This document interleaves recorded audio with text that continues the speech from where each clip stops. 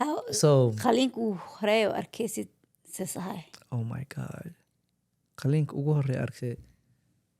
Emergency masahay mas plan masahay. emergency ahay qaliinka ugu horeeyay so qaliinka ugu horeeya marka la sameynayo waxay tahay emergency laba kala jiraan plan iyo six jiraan waxaa jiraan planka iyo emergency ka jiraan planka emergency aan ku kala sameyno aan ku kala sheegno qofka marka la qalaayo qaliinka lagu sameynayo mid waa emergency oo degdeg waaye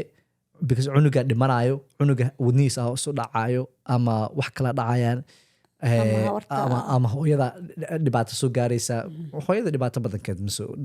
ma cunuga muhiim ku yahay cunuga laga ma horta dhiigkarka dhiigadaas degeenin ama dhiigkar ay qabto dhiig runtaa waaye hooyada hadiisan dhiigeeda u degeenin ama sokorteeda hadiis degeenin so marka kaas plana la sameyn karaa laakiin emergency waxaa waaye qofaa dhimanaya markaas waaye midka kaleeta ee muxuu ahaa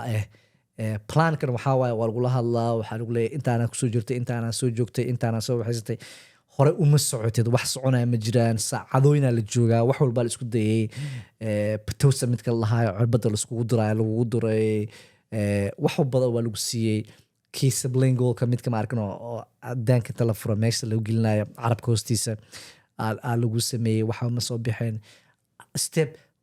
hore qaliin ma uga boodaan kadib intaasoo dhan marka shaqeyn lagu leeyahay qaliinka see kula tahay maya iyo haa waa dhihi kartaa markaas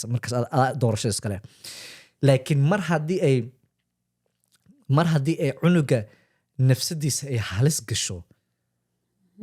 doorasho ma lihid cunuga nafsadiisa mar haddii ay halis gasho cunugaa dhimanaya ama hooyadaa dhimanaysa mar haddii imaado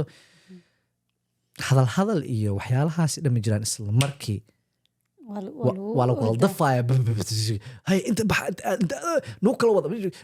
maba jira hadal xitaa iyo inta saxiix iyo waxaas ma jiraan isla markii qaliinka la geenaya kadib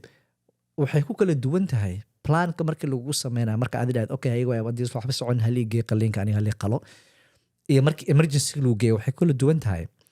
marka emergency lagu geeyo adiga dhan waa lagu sooxinaya adiga dhan waa hurdaysaa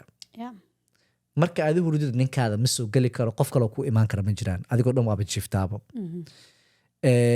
markii ay tahay saasaan jeclahay waxay ku xiranta isbitaaladii kuwaanid qof ma loo ogola inuu soo galo markii completely lagu jiifiye laakiin markii planka lagu sameynayo waxay tahay qaybtaan ma arkino intaan wax ka dambeeya lagaa suuxinaya bise intaan kaleeto waa neefsanaysaa waxaad dhan waa neefsanaysaa caadiyaa tahay qofna waa lagula soo gelinaya but that's really hard oh my god I don't know my experience is really hard what it was